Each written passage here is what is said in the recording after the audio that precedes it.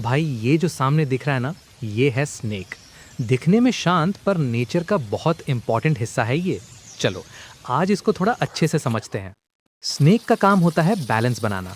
ये जंगल और खेतों में चूहे और छोटे जानवर कंट्रोल करता है, इसलिए नेचर में इसकी बहुत वैल्यू है। Snake mostly rats, frogs, insects, birds के एग्स खाता है। बड़े स्नेक कभी कभी छोटे एनिमल्स भी खाते हैं, पर आदमी इनका फूड नहीं होता, ये बात याद रखना।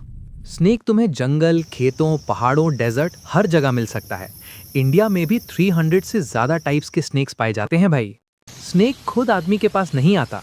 जहाँ रैट्स होते हैं, पानी होता है, छुपने की जगह होती है, बस वहाँ स्नेक भी आ जाता है। सिंपल लॉजिक है। तो बॉस, स्नेक को दुश्मन मत समझना, ये नेचर का क्लीनर और प्रोटेक्टर है। अगर डिस्टेंस रखो तो स्नेक भी शांति से रहता है। Snake and green.